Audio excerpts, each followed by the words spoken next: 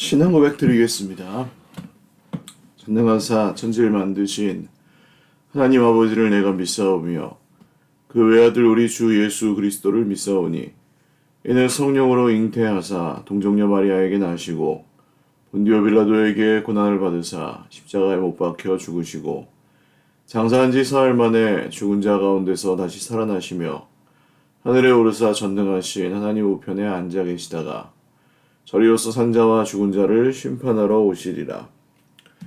성령을 믿사오며 거룩한 공회와 성도가 서로 교통하는 것과 죄를 사하여 주시는 것과 몸이 다시 사는 것과 영원히 사는 것을 믿사옵나이다. 아멘.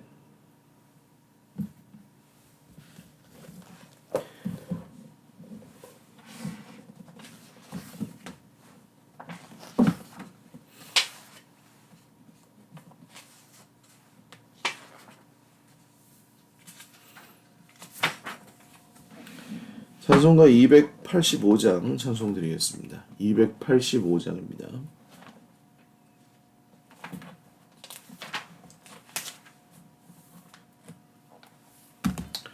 찬송가 285장 찬송 드리겠습니다.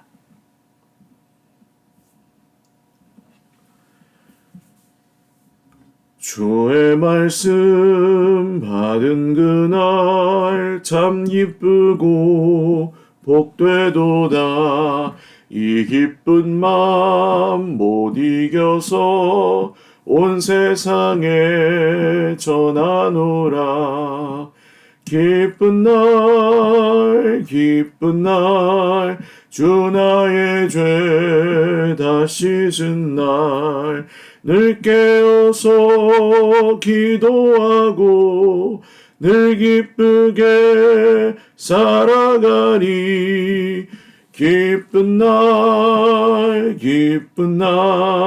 주 나의 죄 다 씻은 날 이 좋은 날 내 천한 몸 새 사람이 되었으니 이 몸과 마음 다 바쳐서 영광의 주를 섬기리. 기쁜 날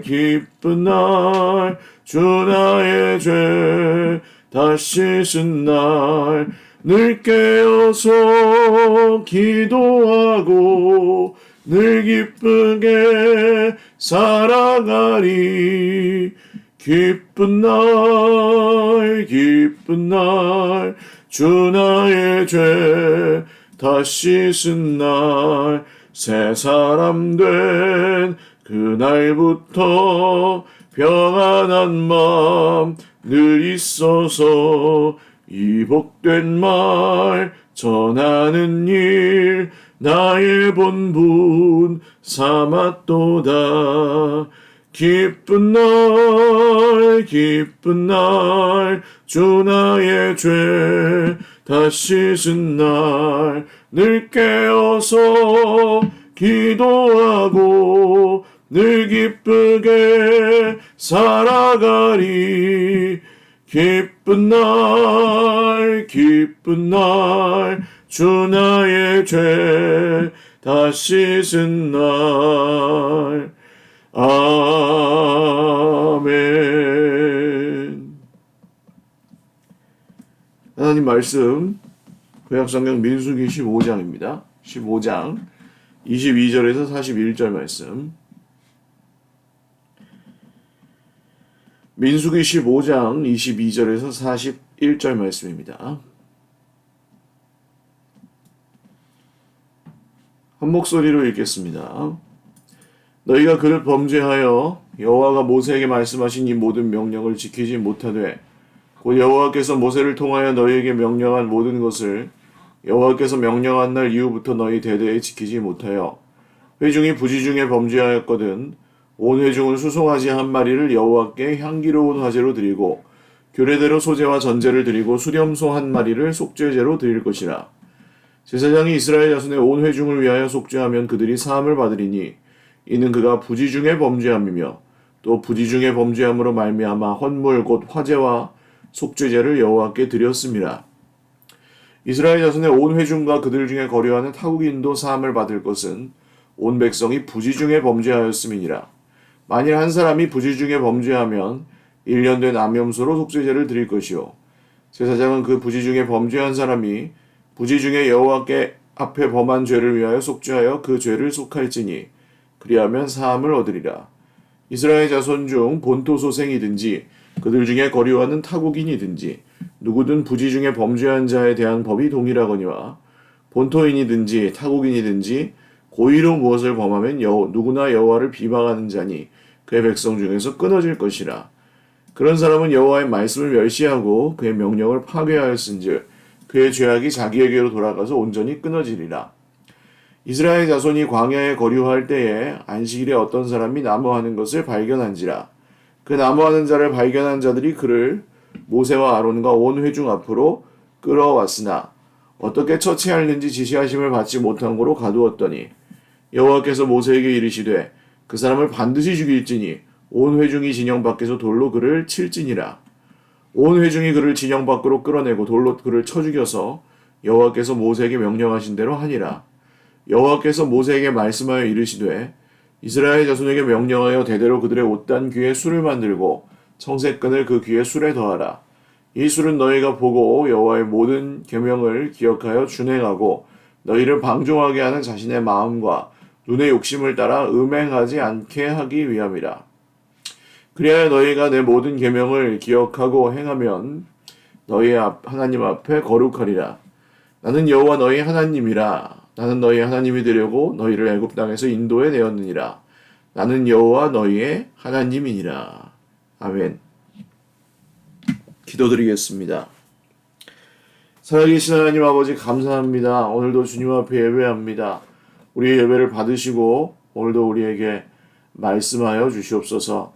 이 말씀 안에 주님이 주시는 기쁨과 소망을 다시 새롭게 발견하고 누리게 하시고 하나님의 영광에 오늘도 이르게 하여 주옵소서. 오늘도 여러 기도의 제목으로 기도하고 있는 우리 형제 자매들 기억하여 주시고 주님 치료하시고 채워주시고 회복하시고 화평케 하여 주옵소서. 감사하옵고 예수님의 이름으로 기도 올리옵나이다. 아멘. 할렐루야. 네, 오늘도 하나님의 은혜와 평강으로 풍성한 하루 누리시기를 바랍니다. 이 율법과 관련된 특히 좀 그 율법을 어길 경우에 받는 심판에 대한 내용들을 보시면 조금 무섭고 너무한 건 아닌가 뭐 이런 생각을 하시게 될 수도 있습니다. 그러나 좀 시선을 바꾸어서 하나님께서 보시는 대로 보면 조금 다르게 보이실 수 있습니다. 먼저 오늘 안식일에 쉬지 않고 나무를 했던 사람을 사형에 처하는 장면이 중간에 나오죠. 하나님께서 그를 반드시 죽여라 라고 말씀하신 것. 그러면 이제 그 안식일에 좀 나무도 좀 할 수 있지 뭐 사람이 다 어떻게 똑같은가. 그 진짜 나무가 없었나 보지. 다음날 나무 할 시간이 없었나 보지. 뭐 이렇게 보실 수 있습니다. 이 사람 입장에서는. 근데 이것은 사실 하나님께서 이스라엘 백성들을 심판하고자 이 율법을 주신 것이 아니고 보호하고자 율법을 주셨다는 사실을 간과할 때 생기는 오해라고 할 수 있습니다. 다시 하나님은 율법을 심판하기 위해서 정죄하기 위해서 주신 것이 아니고 뭐 하기 위해서요? 구원하기 위해서 살리기 위해서 주셨다는 것입니다. 그래서 이 율법에는 고의성 그리고 진정성이 이 율법 행위의 판단 기준이었습니다. 부지 중에 범했다는 것은 모르고 했다는 거죠. 모르고 실수로 잘못했을 경우에 백성들 전체에 대한 속죄 절차가 있었습니다. 백성 개인이 부지 중에 범죄를 했어도 역시 또 하나님께 드리는 제사를 통해 그것을 속죄할 수 있었습니다. 이것은 무엇이냐? 부지 중에 범죄한 것, 실수한 걸 가지고 하나님께서 죽이시려고 이 율법을 주신 게 아니라는 증거입니다. 그리고 하나님과 이스라엘 백성들 사이에 뭐가 중요한 거예요? 완벽히 그 율법을 지켰냐 안 지켰냐는 그 완벽성이 중요한 게 아니고 진정성, 지키려고 최대한 애를 썼는가, 이게 중요하다는 것입니다. 우리는 잘못하면 우리의 신앙생활조차도 이렇게 하나님 앞에 완벽하게 하지 못하면 우리가 뭔가 벌을 받는다거나 죄를 짓는다고 생각하고 죄책감을 느끼시는 분들도 있습니다. 그렇지만 우리가 뭘 하는지 안 하는지를 가지고 뭐 예를 들어서 난 예전에 선교사로 소원을 했는데 지금 그 사명을 잘 못하고 있어요. 상관없습니다. 하나님은 우리가 선교사가 되지 않아도 우리를 사랑하시고 우리를 구원하십니다. 할렐루야. 그러나 하나님께 정말 약속을 하셨다면 그걸 가지고 하나님 앞에 나아가셔서 진지하게 한번 여쭤볼 필요는 있죠. 우리가 하나님께 드린 약속을 모두 지키고 살지 못하기 때문입니다. 하나님이 이렇게만 해주신다면 난 이렇게 할게요. 지키셨습니까? 그런 약속을 하나님과 단 한 번도 해본 적이 없다. 그런 분들은 아마 아주 극히 드물거나 거짓말쟁이일 가능성이 높죠. 신앙이 어렸을 때 우리는 곧잘 그런 흥정하는 듯한 그런 기도도 하지 않습니까? 그런데 안 지킨단 말이에요. 그래서 그걸 뭐 어겼다 안 지켰다 해서 하나님께서 심판하시고 멸망하시는 게 아니라 오히려 진정성을 가지고 하나님을 향한 그 관계, 하나님을 향한 그 마음을 계속해서 유지하는지 그 여부를 보셨다는 것. 이것이 이스라엘을 향한 보호장치의 첫 번째 내용입니다. 두 번째 보호장치는 회개입니다. 회개는 이스라엘 백성들이 뭐 부지 중에 실수했어요. 잘못했어요. 죄를 범했어요. 그런데 하나님께서는 돌아올 수 있는 길을 열어놓으셨습니다. 예를 들어서 아담과 하와가 선악과를 먹었어요. 자기들 말대로 실수였다고 칩시다. 그렇지만 그들은 돌이키려고 하지 않았습니다. 왜 먹었니? 뱀이 꼬셔서요. 왜 먹었니? 여자가 꼬셔서요. 왜 먹었니? 하면 죄송합니다. 이게 정상이죠. 왜 사고 쳤니? 죄송합니다. 잘못했습니다. 실수였습니다. 그래도 봐줄까 말까인데. 근데 하나님이 만들었잖아요, 여자를. 하나님이 선악과 만들었잖아요. 하나님이 저 뱀을 만들었잖아요. 뭐 이런 식으로 나간다면 이것은 회개하기를 거부하는 거죠. 그래서 두 번째 보호장치는 회개였습니다. 자기 의사로 돌이켜 회개할 수 있는 길, 부지 중에 죄를 범하였을 때 그 실수한 죄에 대해서 그것을 실수로 인정해주고 그 대신 스스로 돌이켜 회개하는 이 속죄 제사의 규례를 통해 또 하나의 보호장치를 하나님께서 만들어 주신 거죠. 너희들 이 선 밖으로 나가면 다 죽어 하고 협박하시는 게 아닙니다. 이 선 밖은 하나님께서 정하신 그 삶의 바깥에는 죽음뿐이었어요. 광야에서도 그렇고, 여러분 가나안 땅에 들어가서는 달랐습니까?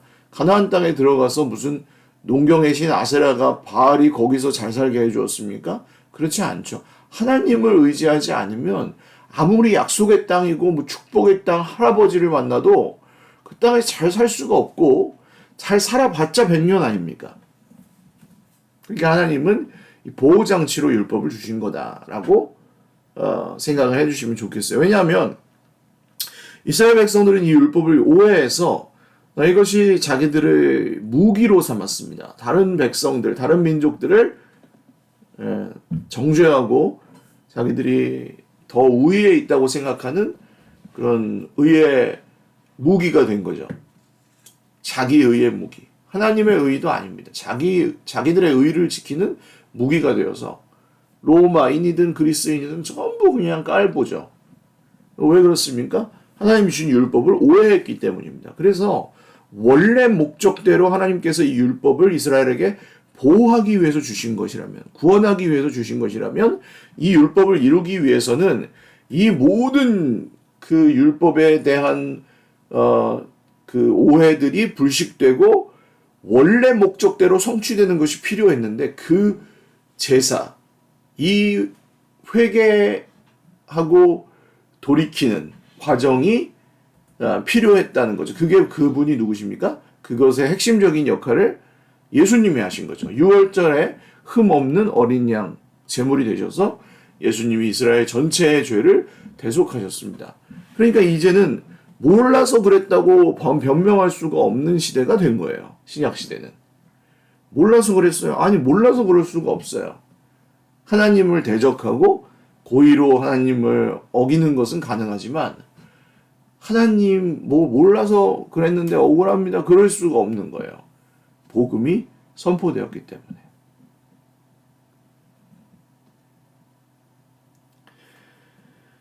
그리고 마지막 세 번째 보호장치는 아주 즉결 심판.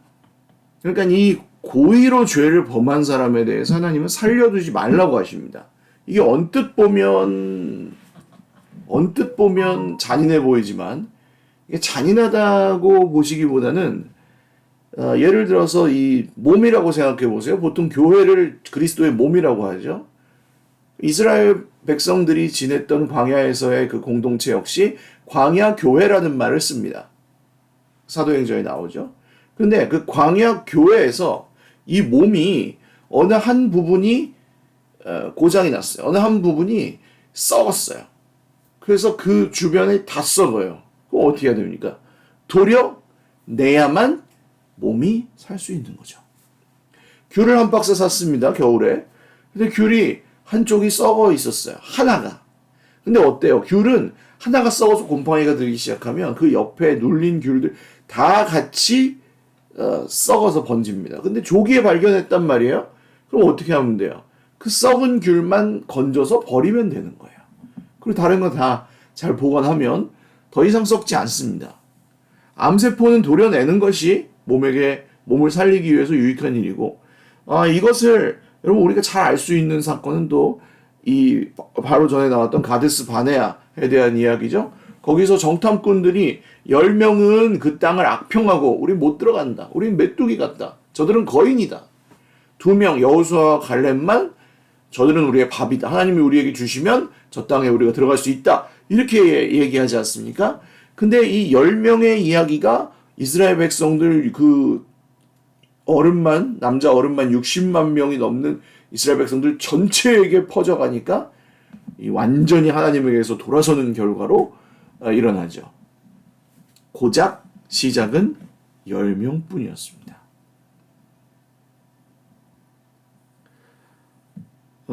어느 날 갑자기 큰 사고가 벌어지는 게 아닙니다. 조그만 데서 시작돼서 그것이 점점 파급력을 가지게 되고 더 빈도가 늘어나고 그러다 보면 이제 결국 그것이 정말 큰 어떻게 할 수 없는 정도가 되었을 때 터지는 거죠. 그리고 그 한 번만 걸린 게 아닙니다. 늘 그러다가 결국에는 탄로가 나는 것뿐이죠. 그래서 이 세 번째 보호장치는 결단력이 있는 그냥 정말 단번에 끊어버리는 결단이었습니다. 오늘날 우리에게도 필요합니다, 여러분. 우리 삶에 무언가 하나님께서 기뻐하지 않으시는 것들이 들어오려 할 때 여러분 어떻게 반응하십니까? 그럴 때도 있는 거지 하고 그냥 내버려 두신다면 그것은 마치 독버섯이 자라듯 암세포가 자라듯 그냥 슬슬 자라 결국에는 건강한 나무조차도 건강하지 못하게 만들 가능성이 높습니다. 교회 안에서도 마찬가지죠. 진리를 따르는 사람들이 진리가 아닌 것을 기준으로 하는 한 사람을 만나서 이렇게 같이 그것에 동조하고 동의하다 보면 어떻게 됩니까? 교회 전체가 병이 들게 되는 거죠. 그래서 어느 순간 우리에게는 사랑하지만 사랑하기 때문에 온 몸의 건강을 위해서 결단해야 될 때가 있는 것입니다. 말씀을 정리하죠. 하나님께서 주신 이 율법은 심판의 장치가 아니라 보호, 구원의 장치라고 말씀을 드렸습니다. 보호하시는 첫 번째 방법은 실수, 부지 중에 범한 죄를 용서하시는 것이었고 이것은 완벽성의 문제가 아니라 진정성을 하나님께서 원하신다. 진정성 있는 관계를 하나님께서 원하신다는 것이 핵심이고요. 두 번째로는 회개의 기회를 주셨다는 것입니다. 속죄제나 또 이 화제를 통해서 하나님과 그 관계를 회복하고 자기가 원하기만 한다면 돌이킬 수 있는 길을 열어주셨습니다. 이 길은 우리가 오늘 예수님을 믿는 것과 동일합니다. 예수님을 주인으로 섬기고 살다가 실수할 수는 있지만 그 실수를 고의적으로 계속 반복하지 않고 돌이켜서 예수님께 다시 갖고 나아가서 그렇게 살지 않겠다고 변화되는 것. 이것이 우리에게 주어진 또 하나의 보호장치라고 할 수 있겠죠. 마지막으로는 결단입니다. 과감한 결단을 통해서 암세포가 더 자라기 전에, 죄가 더 커지기 전에 잘라내는 것. 이것이 그리스도의 몸, 크게는 우리 공동체, 그리고 우리의 전체 인생. 우리가 사실 또 몸이죠. 예수님과 연결되어 있는 지체죠.